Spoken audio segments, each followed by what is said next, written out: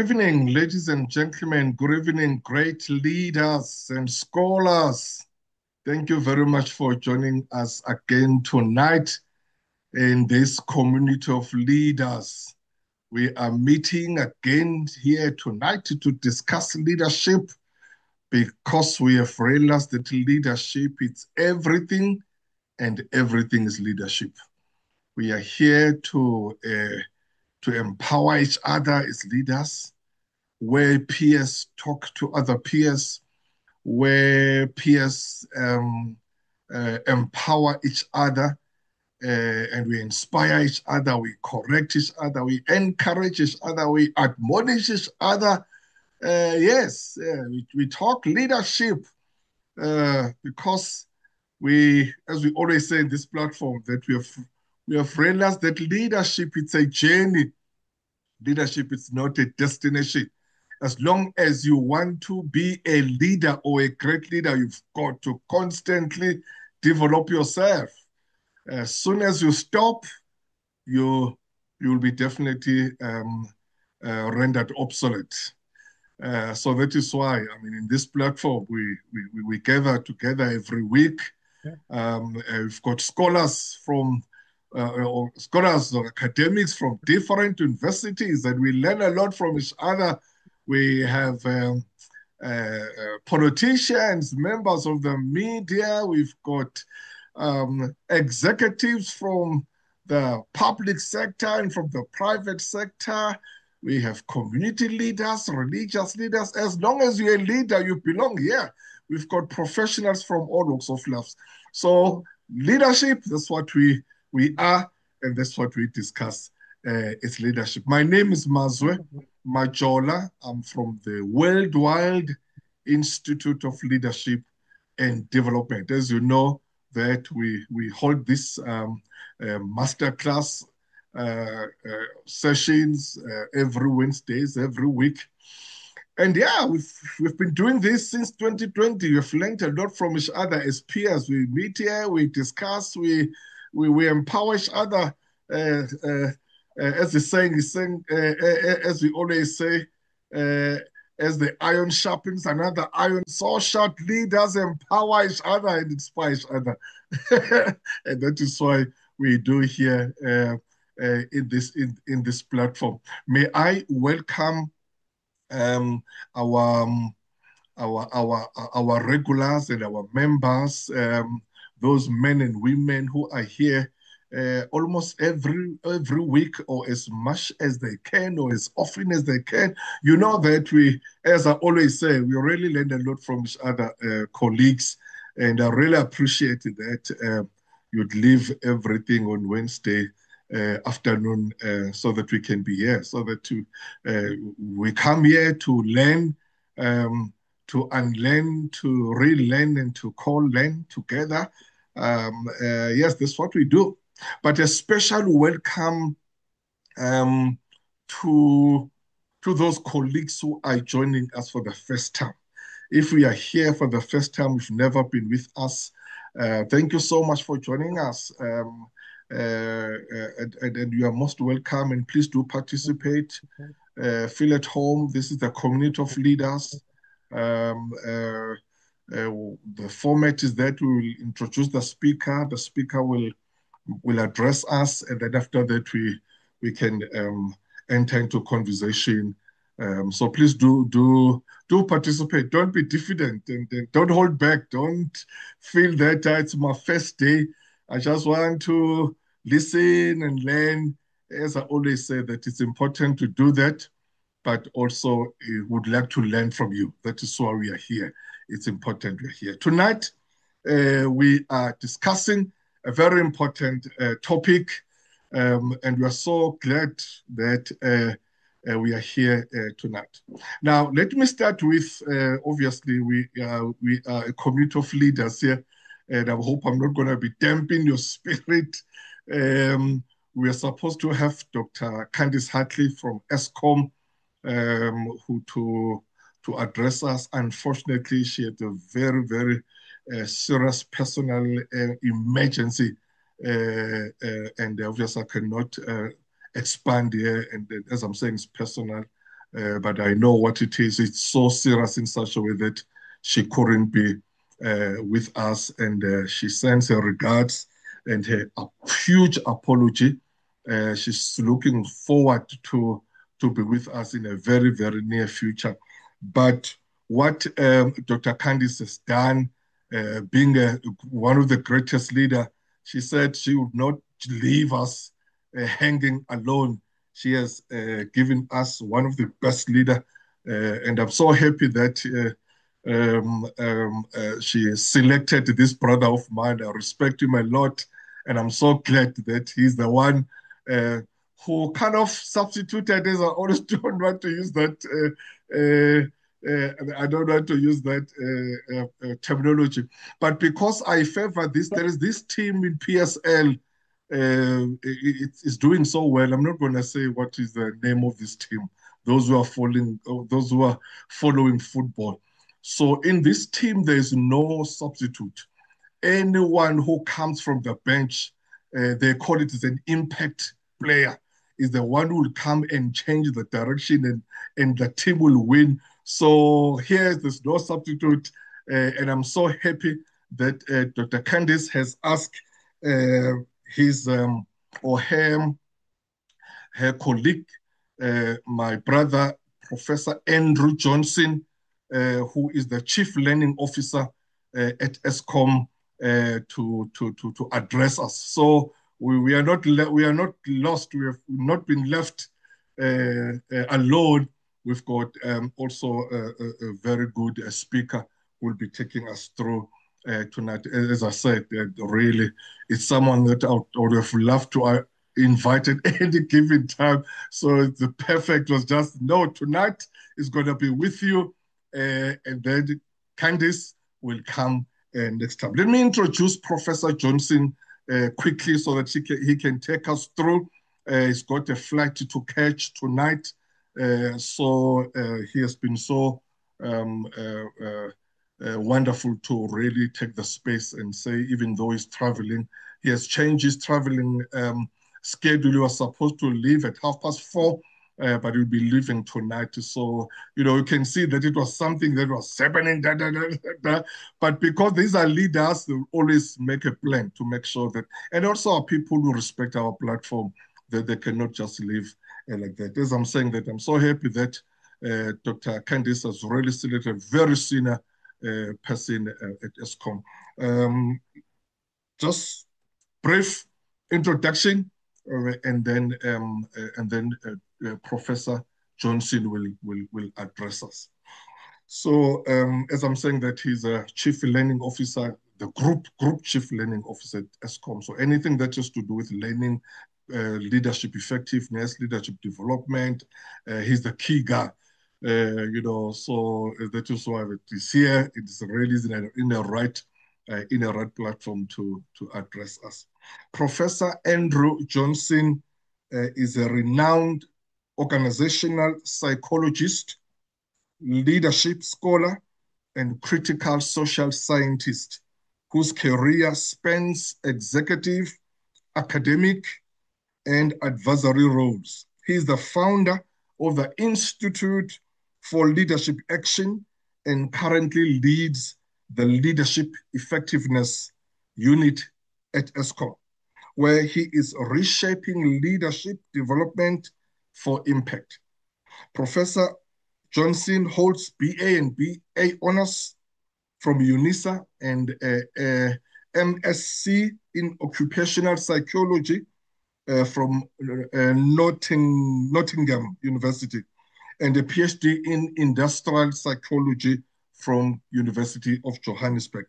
His influence extends across sectors, from serving as a non-executive on ministerial task teams and university councils to presiding over the Society for Industrial and Organizational Psychology of South Africa. He is also a senior lecturer at the University of Johannesburg and affiliate professor at the University of the Free State in industrial psychology.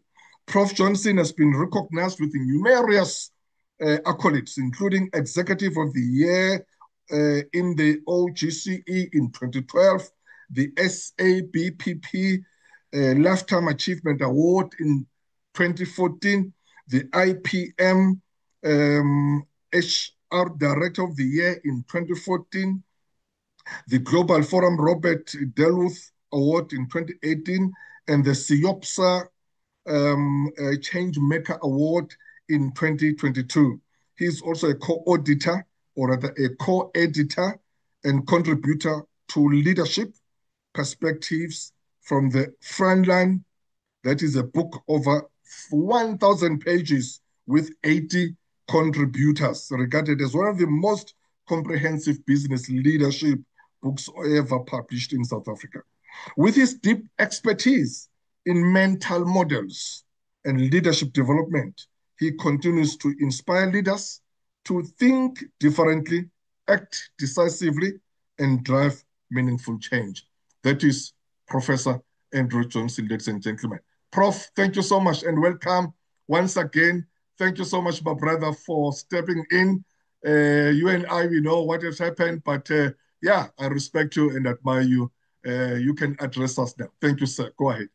Thank Now we you for can hear God. you. Go ahead. Yes, sir. uh, it happens. So, colleagues, thank you very much for this opportunity to speak to you around some ideas that I have in terms of leadership, and with a view that I'd like to apply this to what we are doing in ESCOM.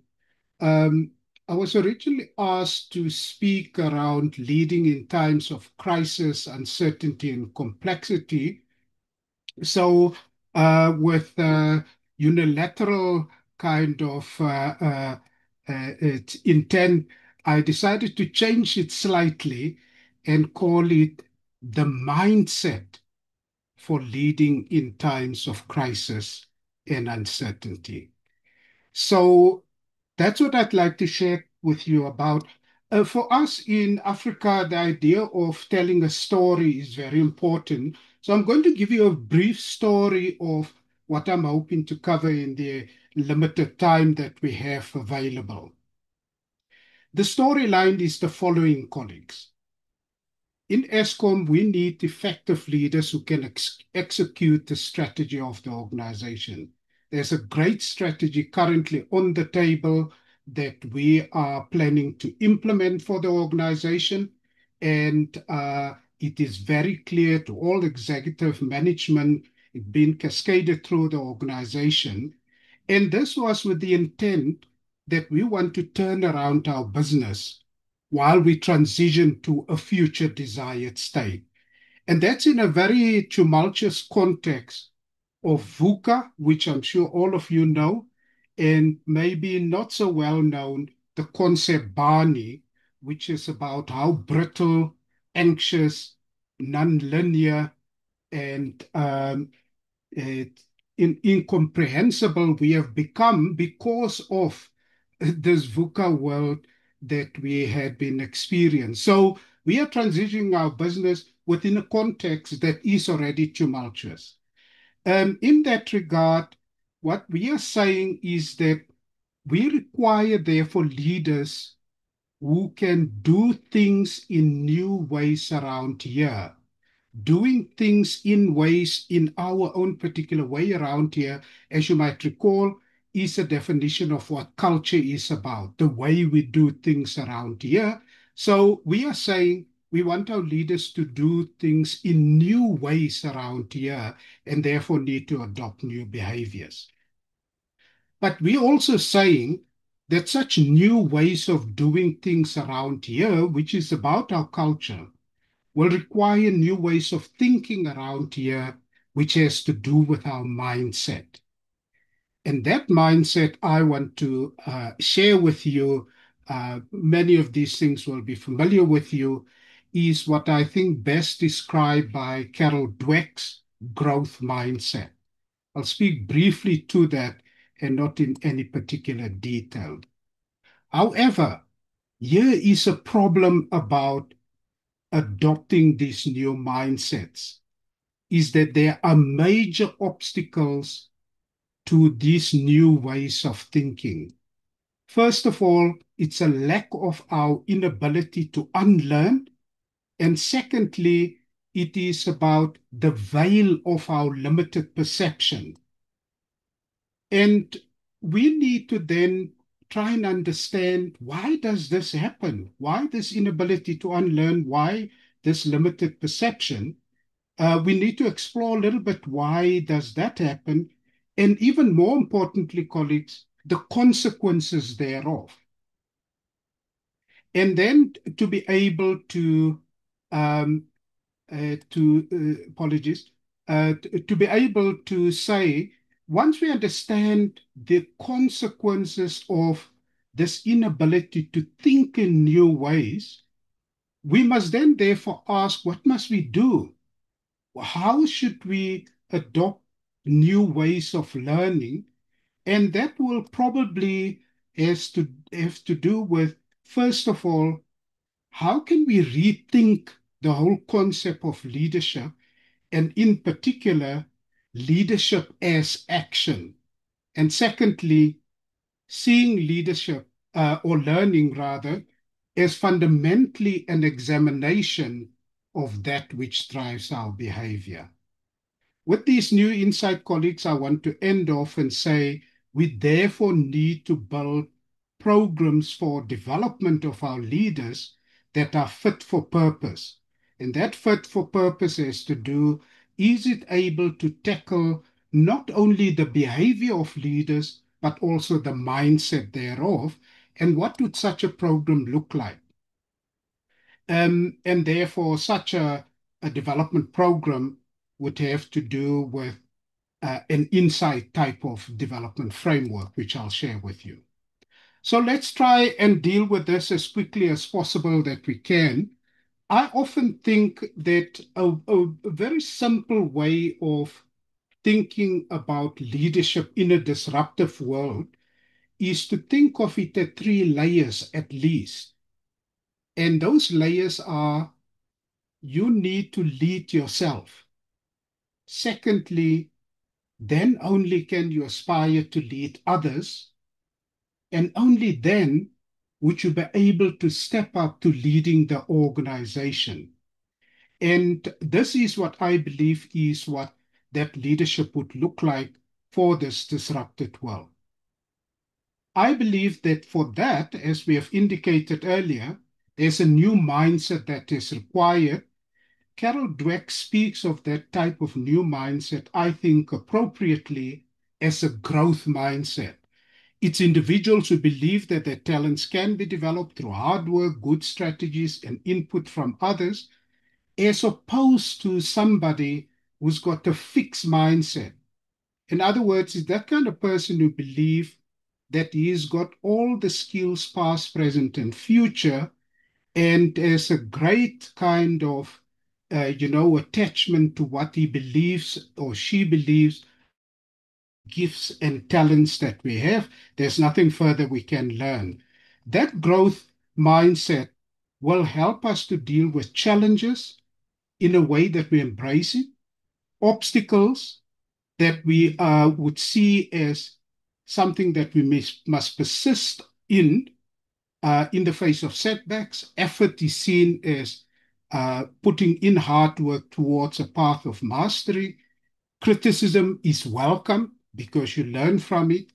And finally, success is seen also in the lessons and inspiration we gain from others, that we grow through other people. And that's more or less what this kind of growth mindset, colleagues, should look like.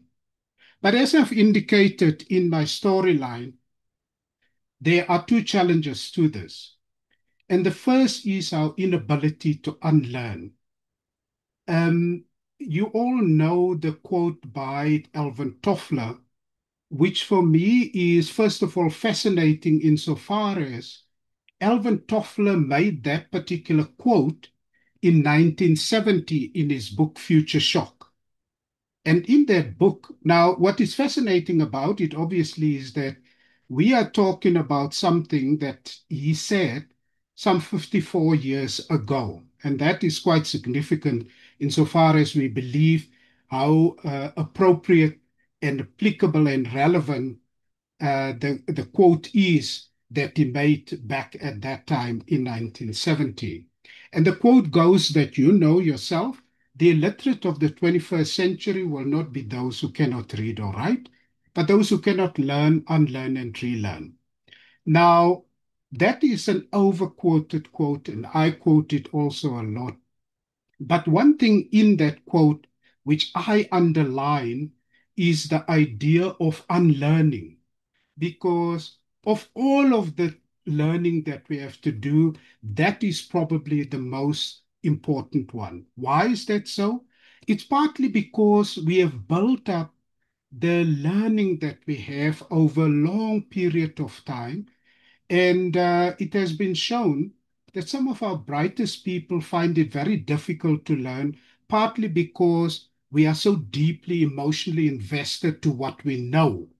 And that blocks us from seeing new possibilities, new ways of looking at things. And that is clearly the kind of mindset that will hold us back from achieving things. I often say to people, maybe in terms of that unlearning, there are probably three guidelines that one can think about. The first is, in order to unlearn, we need to slow down in order to speed up. And basically, what it's saying is that, a bit like the internet, when your internet connection becomes slow, it's best to unplug it and then it speeds up again. And the learning spaces we step into is to slow down. In other words, we're slowing down our minds in order to speed up as we learn new things in that environment. The second thing, in terms of a guideline, could be uh, dance between the dance floor and the balcony. And basically, what we mean by that is that our everyday activities is when we're so busy dancing on the dance floor, but unless we make time that when we are tired, we are sweaty, we are thirsty, and we step onto the balcony, which is about reflection, we will not be able to see how are we dancing on the dance floor. And the reason for that is when you're so much in the action, you cannot see whether your action is still contributing to what you are doing. And therefore, you need to step back from it in order to see that. And the last thing, in terms of a guideline, could be stay in the question.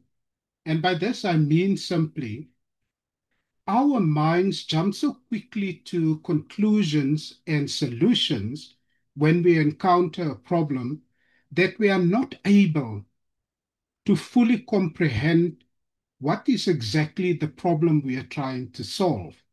I think there's ample evidence to show if we understand what the problem is we are solving, trying to solve or dealing with, the solutions to it becomes a little bit easier available to us because we understand now what the problem is. But our minds are so quick to jump to the solutions that it doesn't actually help us to move forward.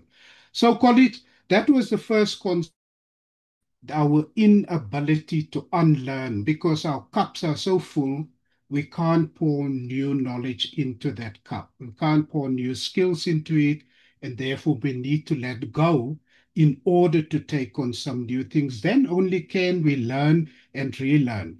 Because the new learning that we take on, if our cup is so full, they can't stick because the old stuff is almost fossilized in us and we have to let go of it to learn some new stuff and to pour new things into our cup. The second concept, colleagues, which I wanted to share with you is the idea that our perception is very limited in terms of what we are seeing. In effect, it is saying to us that something is happening inside our minds, happening unconsciously that we're not fully aware of. And I think it is very well described by Daniel Goleman, who is probably well known for having promoted the whole idea of emotional intelligence.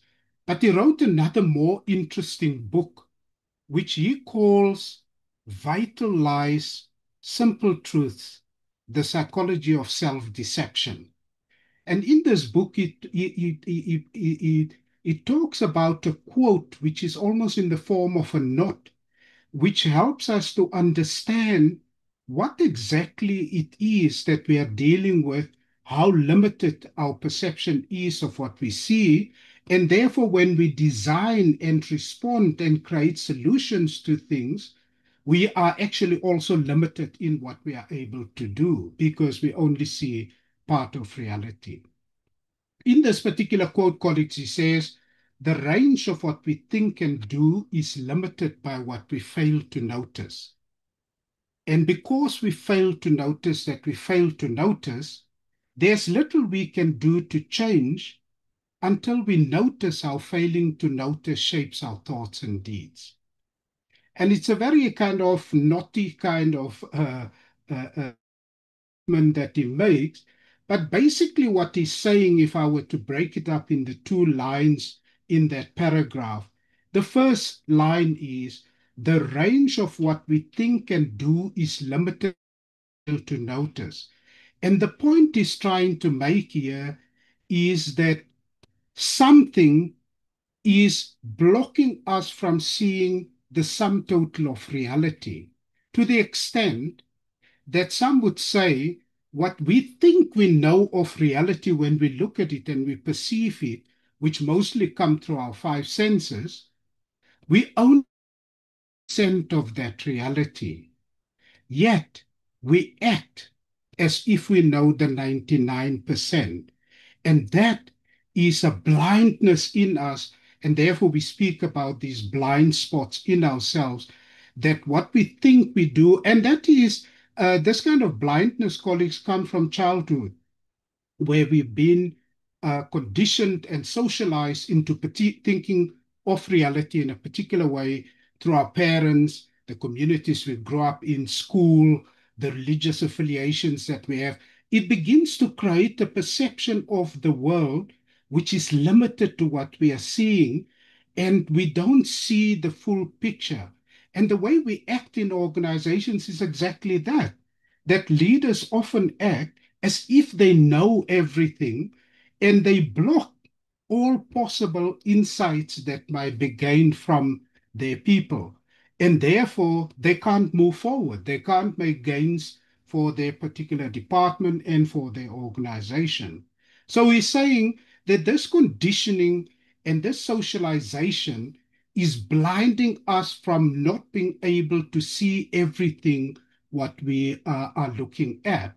And the second thing he says, which is even more important about just being blind about what we see of reality, is saying, and because we fail to notice that we fail to notice, there is little we can do to change until we notice how failing to notice shapes our thoughts and deeds.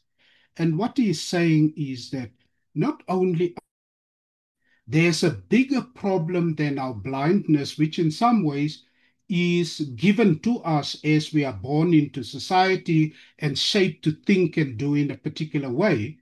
But he says our unawareness about that blindness is a bigger problem because there's almost in through our societal upbringing and so forth. But our inability to understand that that blindness is there is a bigger challenge to us, and we need to be aware of it. So he's speaking about a deep sense of self-awareness that need to build in us, that we don't see the sum total of reality, because that is going to determine how we think, and because we think in a particular way, how we do things, because we design what we do, first of all, in our head. Colleagues, he's basically talking about blindness of blindness. And this is the kind of bigger challenge that we are sitting with in terms of developing this new mindset. Some of you might have become aware of the concept of the ladder of inference. And this model, basically, if we had the chance, I would have shown it to you.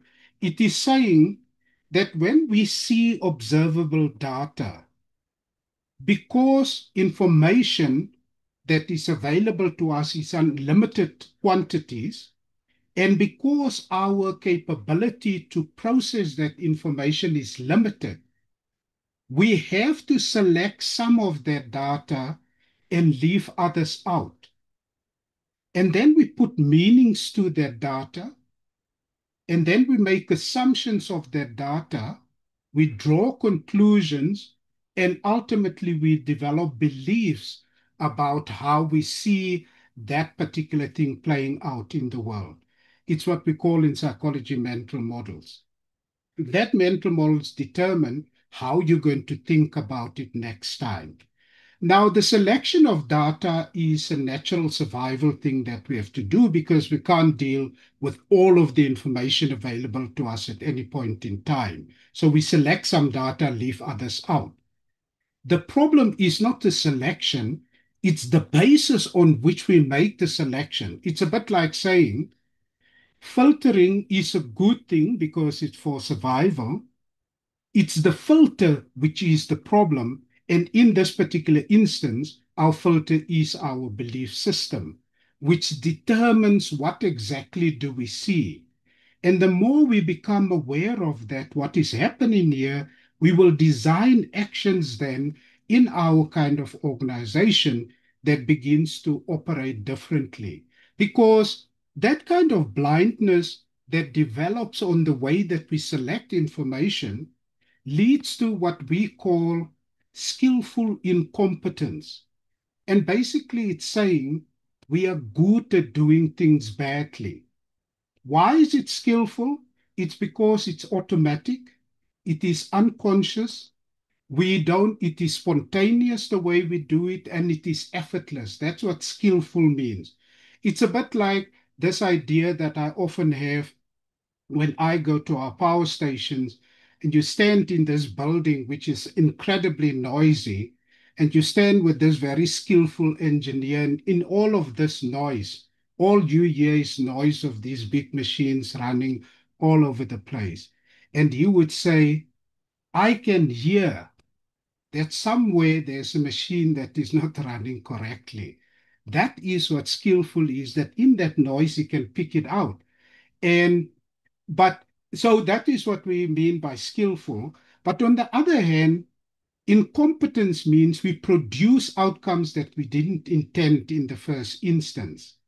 And so when we put the two things together, we could say it leads to this human dilemma that we all face. We are good at doing things badly. And the fact that we are good at doing things badly in an individual basis, and we bring all of that now, each one of us bring all of that skillful incompetence into the organization, it begin to create organizations that are highly defensive in nature. And defensive means you simply ensure that the status quo is maintained and we are not wanting to allow any change to happen. It's for that reason that new people stepping into organization find it so difficult to break into this culture because, in our context, you'll find an engineer says this young upcoming bright graduate just coming out with his engineering degree and he has got new ideas how to do it, that engineer might say to him, we've been doing this thing for the last 45 years. So maybe you should just sit down and listen a little bit more about what this is about. So, colleagues, there is the idea of the need to have new behaviors, new ways of doing things around here, but then we have to think in new ways in order to do new ways. Um, and we are then faced with this possibility that there is something blocking us from doing that, our inability to unlearn, and the veil of our limited perception. What can we then therefore do about it? I would suggest to you two things. The one is maybe if we say that leadership is action, it helps us to uh, to move to the space where we can say, well, action can be seen as effective or ineffective. How? It is seen in the outcomes of that particular action. Therefore, we could say that effectiveness is the degree to which one's intended consequences are accomplished. It implies, therefore, colleagues, that in order to do this new way of learning, this new way of thinking of leadership, leadership as action helps us to say, well, what makes our action effective or ineffective in the first instance? And I don't mean by that, well, we look first of all at our incompetent teams. Maybe we should look at our incompetent cells first and then only think about our teams. It requires us to have an inside out approach of learning because, colleagues, the barriers to our effectiveness, change, excellence resides inside of ourselves first. Hence, we need to get to the underlying beliefs, the attitudes, the values, the norms that perpetuates our ineffective behavior, a bit like an iceberg. Because as you know, what's unique about an iceberg is that the bulk of the iceberg's uniqueness actually sits under the water. And, you know, that big ship that so many people cried about learned that lesson in a very hard way because they thought they were just bumping the small little iceberg that was visible on the surface. In the meantime, that big iceberg that sits below, the stuff that we don't see and are not so often capable of dealing with in organizations that makes us ineffective how we operate. There's a model that sits behind it.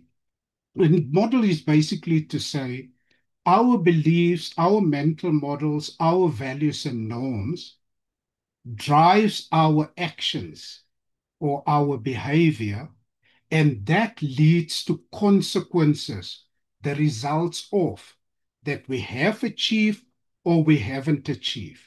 Now, it would be great if we achieve, but more often than not, we don't achieve. There's a mismatch between what we intended and what we see are the outcomes.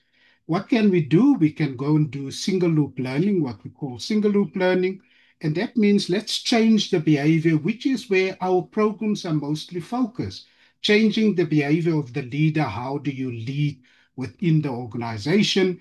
But that is very much what we call single loop learning, and it's not sustainable, partly because under pressure, the behavior of a leader will most likely revert to his default, and the default is what he knows so well, the old behaviors. What is required of us is to do double loop learning. We need to go and understand what are the beliefs, the mental models, the intentions that sits behind that particular person's behavior in order to sustainably change how the person acts and behaves into the future, which means that the consequences also become much more sustainable into the future. It simply means that our action strategies and the consequences, these are the things that we can see, is what sits at the top of the iceberg. All of these beliefs, mental models, our intentions, and the values are sitting at the bottom of the iceberg. We need to find a way to get there because your behavior can only sustainably shift if the belief and the thinking around it shifted more sustainably. In closing, colleagues, I just want to say to you, one can say that this is very theoretical, but this is precisely what we have done in Eskom in terms of building our leadership development programs, all built on the concept of inside out. It starts with yourself. It's then only move into the space of others and then only into the organization. And this is underpinned by what we believe is the cement that must hold everything together is what we call our leadership brand pillars. So we have designed behaviors around the following four leadership brand pillars. Our first leadership brand pillar is leading with the heart of a servant. Secondly, leadership that creates a learning organization. Thirdly, leadership that displays good governance. Fourthly, leadership enacted by disciplined execution. How have we done this, and how we give more concrete expression to this is that if you were to look at our executive program, it is designed on the concept of inside out. And this program, which I'm telling you about very briefly, is something that runs in our organization now and very successfully so. So we started off with that leadership brand, bringing everybody on board. These are the four brand pillars. There are certain behaviors that we have unpacked around it, and to say to our people, this is where we want to go. These are the behaviors that will help you lead to leading with the heart of a servant, uh, creating the learning organization, displaying good governance, and acting disciplined execution. So we spoke about that, we launched it. We've got all of our leaders together. We sat in there, our chairman and our group chief executive spoke very comfortably about where they're wanting to lead us in this regard, and they have done so brilliantly, as you will have seen over this period of time. So, guys, let's rally behind them with this brand of where we're wanting to go, and these are the behaviors underneath it. Then we say, let's launch into our program inside out. First thing, you must lead yourself because the blockages to your effectiveness as a leader resides in you first before you look at others. So our first session in this particular program was about leading from within. And all of these programs were over a 2-day. We're going to run this program over a year period and leading from self to others to organization. First session, lead from within. Then we stepped already, and we will conclude now this year, into leading others. What are those components that we are dealing with? Lead change to build a high-performing and ethical culture. And secondly, lead team effectiveness. 2 sessions that we are about to conclude. Next year, we're stepping into, still on the philosophy of inside out, lead organization. And in this regard, we want to tackle 3 critical topics. The one is around the competing stakeholder commitments. Another is about customer centricity for service and accessibility. The third is around how do you develop this art of strategy execution. And the last session will bring all of these together. Interspersed in this program is also deeply experiential immersions where we will be going learning from others, whether internationally or locally, bring the learning back into understanding what are the leadership requirements in terms of leading the organization successfully. Colleagues, this is really what I would have wanted to share with you as a way of thinking around building that kind of mindset that can begin to emerge this kind of organization that steps up to the chaos, the complexity, the difficulty of this very disrupted world that we are operating in currently. Professor Majola, I should hope I didn't disappoint your colleagues too much, but these here were a few thoughts about how one can begin to think about building, especially the mindset necessary for us to have the right leadership behaviors. Thank you very much. Thank you, Prof. Thank you so much. Wow, what a insightful and very instructive presentation there, Prof. Thank you so much. Um, yeah, wow, thank you so much. Pity that you're in a rush tonight. I know that colleagues would have loved to engage you. This is a very engaging platform, but I'll give my colleagues just 2 or 3 questions or comments before Prof. Johnson leave us. Colleagues, anyone who wants to shoot, we can ask the Prof now. Prof, while they are coming, if I can just ask, there was a time in Eskom, as we all know, because it's a public enterprise, when Eskom was really struggling, was not doing well. What have you discovered? Was it a leadership problem? Or was it a skills problem? Was it a culture problem? Was it an incompetence? Or was just you had you had good employees, qualified employees, but they were not they were not um, uh, executing the task correctly. What was the problem? All of the above, and obviously you, you will you'll explain them. And then after Yeah. that, I've got colleagues that I'll take there. I'll take my brother Andrew. I'll take all of you colleagues, and then I'll ask Prof. To respond to you, but he will respond to my question for now. When we come back, I'll take my brother Andrew, I'll take Dr. Tuma Mangisa, and then I see also Dr. Tandiwe Gama there in that order, please. But for now, my question, Prof, if you can just respond to it. Over to you, sir. Look, Can I take it back to your question, Prof. Major? Hey. I was in ESCOM previously, and then I rejoined again last year. And the reason why I tell you that is one of the first things I encountered in the organization was a silence in the organization. And it was almost this culture of silence where nobody was willing to speak up. I'm not even talking about staff members, I'm talking about managers not willing to engage the conversation and the debate and so on.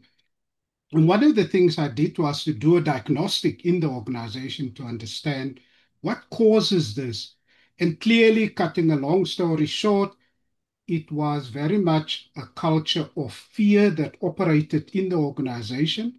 And who creates the fear? It's leaders that create the fear, where a person is cowed into a situation where you're not willing to say anymore. The person would rather say to you, just tell me what to do. Because if I try, to do something new and different, and even perhaps fail at it, because a learning organization also allows us to try out things because innovation does not happen with simply having success immediately. Innovation and creativity is about trying out new things, failing at it, improving on it, eventually getting it right. But there was this culture of silence, and it was very much driven by a leadership. So, in answer to your question, if one were to look at a lot of the issues that we encountered within the organization, it could squarely be put in the space of leadership because it's leaders who create, in the first instance, your culture in your organization. It's not something they can delegate to their staff and say, come, you must now create this new culture. They need to demonstrate what is this is about, and therefore your people will begin to follow you in that regard. So, a very brief answer to your question, Prof. Majola, was that clearly, while there is always a need to build new skills in the organization, which a highly technical type of organization like ESCOM need, and therefore we bring new graduates in it, it was not fundamentally because the skills were lacking. It was how do you utilize the skills that are there, and a person feeling, well, if you know everything as the boss, there's nothing that I need to do about it. So I would say there was very much clearly a pointer towards the leadership that we saw in the organization. Well, thank you, Prof. Thank you so much. And we are really so proud of ESCOM, what ESCOM has done. Thank you so much. Let me take my colleagues. So I said we'll start with Andre, and then after Andre will be followed by Dr. Kuma Mangisa, and after Kuma Mangisa will be followed by Dr. Gama in that order. And then I'll ask my professor there to respond to all of you, if you don't mind, Prof. Over to you, my brother. And Andre, over to you, sir. Good afternoon, Professor Mazwi Majola. Good afternoon, Professor Johnson. Good to see you again. Hi. I hope I see you in midstream at the Jazz one of these Friday nights. I want to introduce a colleague on the call, Sheila Damodaran, because previously on this forum, we've visited mindset as a cognitive stance for shifting culture. And a lot of what you've said, you've reiterated. So thank you. That was incredibly nice to see that our leadership circle here brings you into that thinking as well.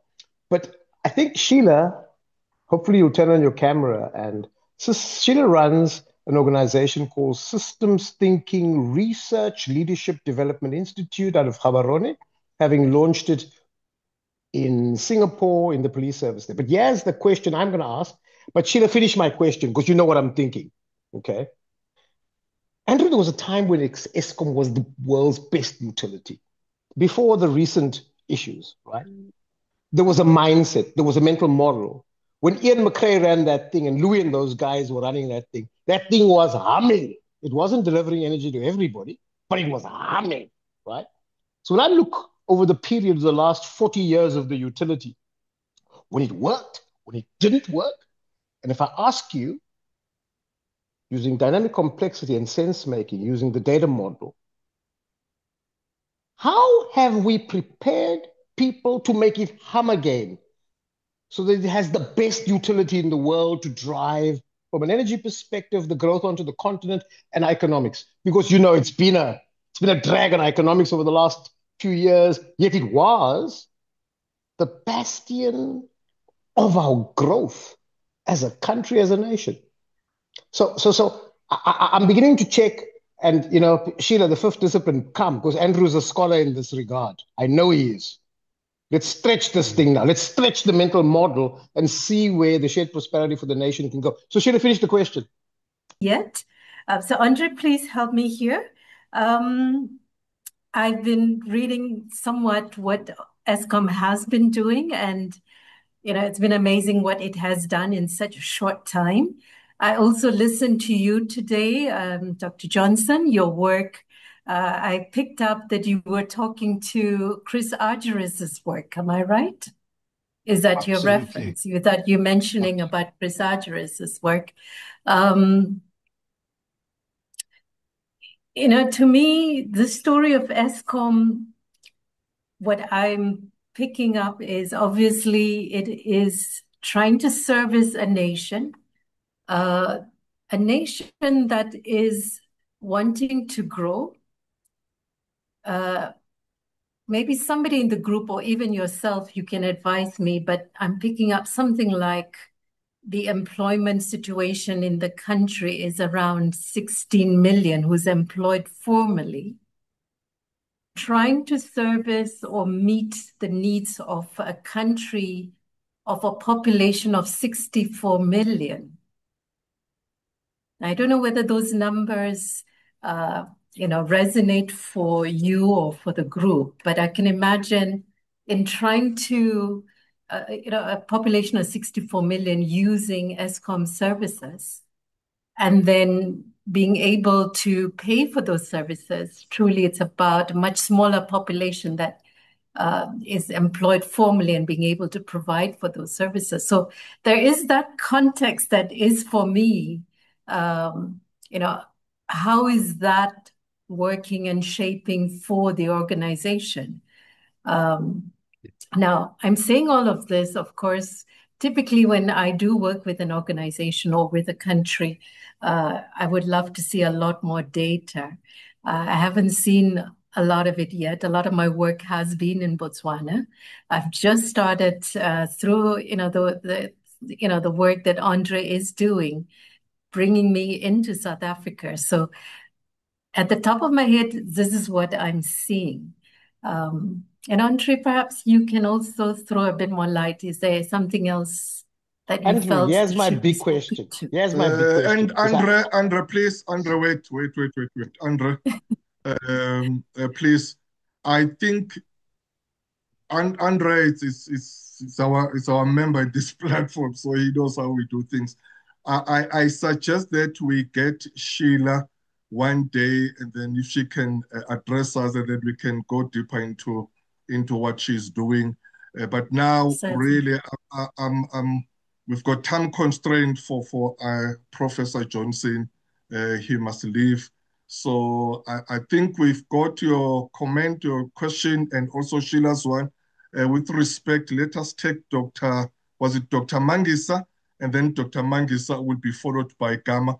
But I promise, Andre, between me and you, we'll find a slot for Sheila where we can really give her time and then let's discuss, because I'm very interested as well on what she's doing. And she can, she can develop us and lead us a lot. By the way, you know that my background is in systems and complexity thinking as well. So that's my space. As long as Andrew agrees to come to that session, because I need him to be part of it. Of course.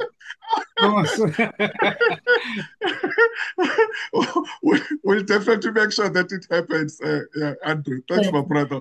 Can we get Dr. Mangisa? Yes, over to you, brother. Over to you, sir.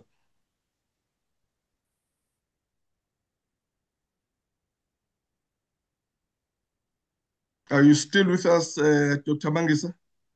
Am I audible, Prof? Yes, go ahead, my brother. You are. Go ahead, sir. Thank you. Yes. No, excellent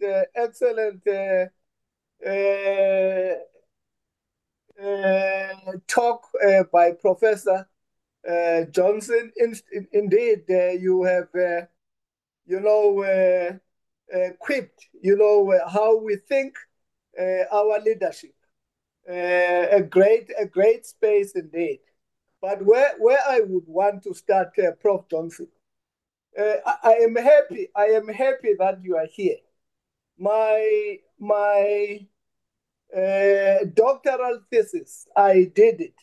The respondent organization was Eskom, 2018. And at the time, or what inspired me to do this, in your annual report, integrated annual report, I think it was 2015 there, one of the great challenges, that you had at the time was attracting, the scarce skilled employees within Eskom, and also retaining the same scarce skilled within Eskom. And you were saying, you have given them, you have offered them the best remuneration, that you could think of at the time, but you are still facing the challenges to attract and the challenges to retain, those that you may have well attracted.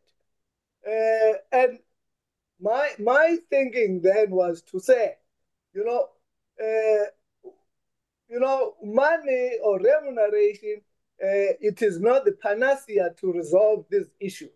And then I had to say, perhaps leadership may be a challenge. And as we know, leadership is so broad, then I had to say, what sort of leadership approach perhaps I think may be a challenge there. I came to this, approach or leadership style, to say perhaps lack thereof of transformational leadership is a challenge.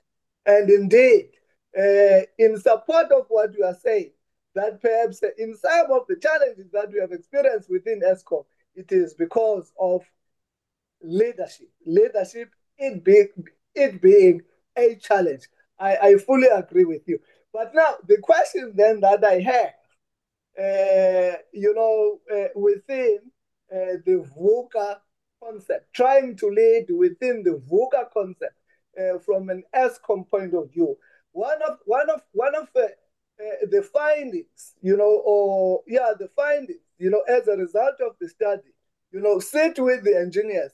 You find engineers say, as an engineer, I am wired to think and solve problems. But within Eskom, the challenge, I don't know whether it still exists, Prof. The challenge at the time, they were saying, while you are wired to resolve, to think, problem solving, Eskom at the time would bring consultants, consultants that we still have to, acquaint themselves, them with the culture of ESCOM, teach them, what do we do at ESCOM? How can we do things best at ESCOM? And as a result, those guys would say, those, clever engineers would then say, but what is the point of me here? If I, as an engineer, being wired to think, to solve problem, I'm not being utilized. Somebody else from outside is being utilized, as if he is better skilled than me, at ESCOM. Thank you. From a worker point of view and from a growth mindset point of view, how did you manage, to deal with those issues?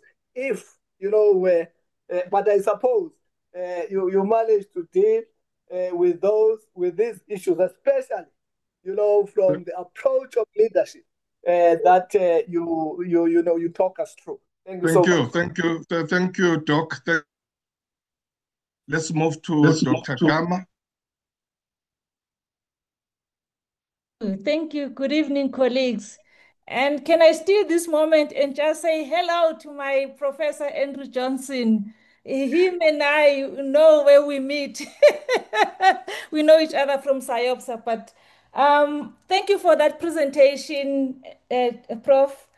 It was a reminder, I think, that in terms of leadership, where we've been, especially when we're talking the context of ESCOM. And I think you have highlighted quite a few critical areas in terms of leadership, talking about leading the self, those three layers that you mentioned, leading others and leading the organization, which speaks to the whole basis and philosophy of leadership. And I could hear when I was listening to your presentation that I'm listening to a behavioral specialist here and an industrial psychologist that I am as well. But I think, to cut a long story short, Prof, for me, what stands out is those guidelines that you shared with us to say, sometimes we need to slow down in order to speed up. And dancing between the dance floor and the balcony, just that time, take time to move from the dance floor to the balcony so that you see things from a distance and you are able to see things objectively as a leader. And staying, which is another point, staying in the question. I think just remaining with that uncertainty until you have sort of worked it through and worked it out in terms of what its elements are and where are its roots. Where is it rooted, where you can unplug those roots in order to deal with it. But I think to just move to the pillars the brand pillars that you shared with us, for me, those, honestly, if ESCOM's framework, the framework that we're trying to implement is based on those four pillars.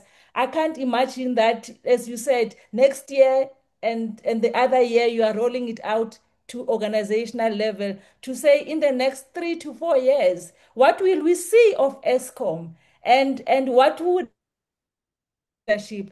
And here I'm talking as a South African because we know what we have seen with ESCOM in the last decade or so, what had become of.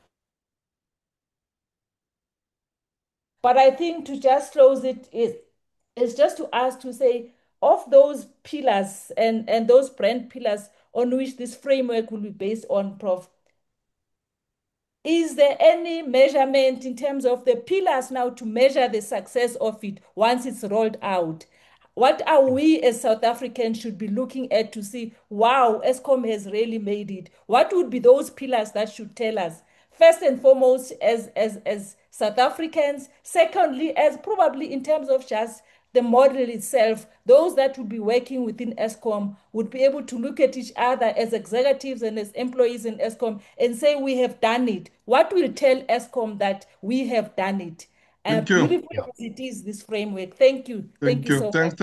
Thank you, Doc. Thank you very much. Prof, I know that you are pressed with time.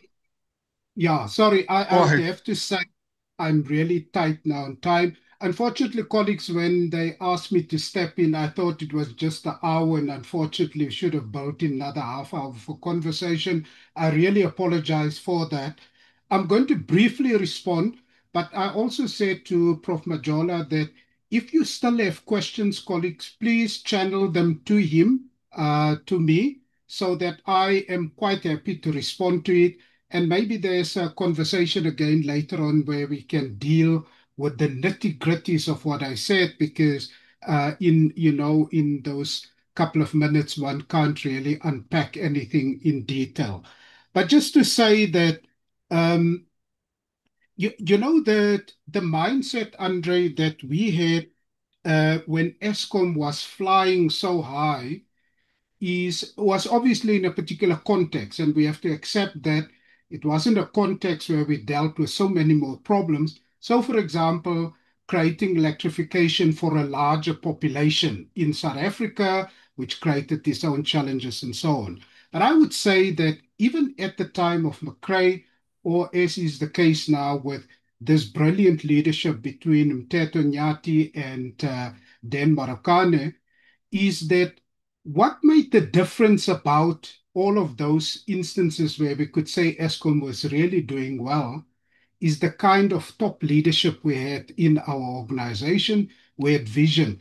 I even think of Tulani Kabashe, who did some really great work in Eskom. So you can see that when you look at these brilliant periods, it had to do with leadership. There need to be said much more about it, Andre, and quite happy to engage the issue later on and so on. It's true, Dr. Mangiza, that there is a paucity of skills, not because we are not able to attract them, but as you point out, there was a big challenge to retain them.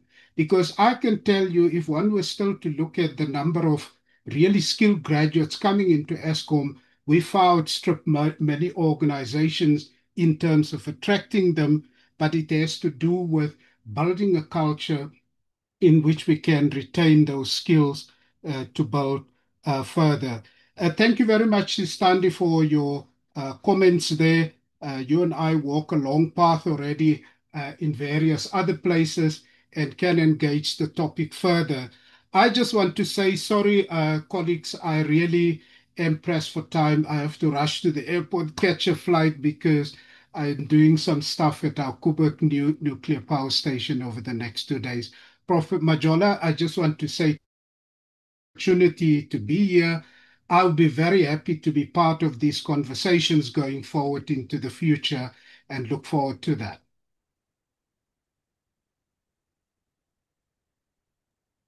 Thank you. Thank you very much, Prof. Thank you. Ladies and gentlemen, please let's show some appreciation to Professor.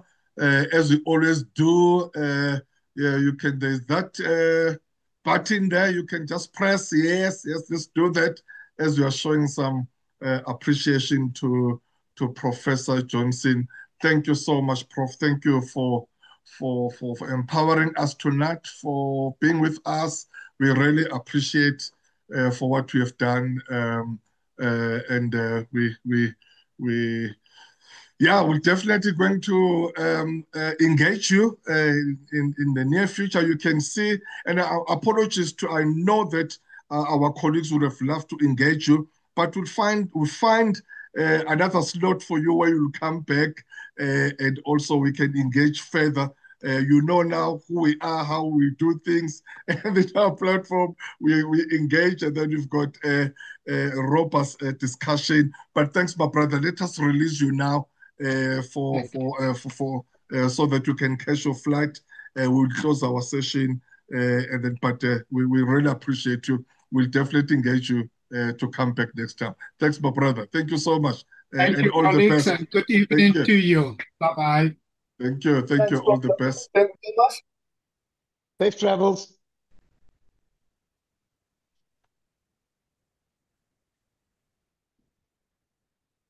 Yeah, colleagues, thank you so much. Once again, really, please accept my apologies. I know that most of you would have loved to engage the prof, but as we said, we'll try our utmost best to bring him back in the early next year. We've left with 2 sessions now before we close for the year. It's next week. I think it's the 3rd December. And then our last session will be on the 10th of December. We'll take a break and then we'll come back next year. But thank you so much. And please accept my huge apology. I know we pressed you. Some of you, I saw your hands we still wanted to engage, but as we said that really Professor Johnson was rushing. Dr. Candice was supposed to be here, but Prof had to stand in for her. So now we've got two great leaders from Eskom that must come back, because Dr. Candice is still very committed to come and address us. We'll find another slot for her, and as we'll be bringing back Professor Johnson again. Thank you so much for everyone who attended this session tonight, especially for those who joined us for the first time. We'll meet again next week, Wednesday, as we always do. I've got another speaker next week and another topic, and we always do. Please do join us next week again. The session is adjourned now until we meet next week. May God bless you, and may God bless Africa. Kosi Sigelele Africa. Thank you very much, and goodbye until we meet again.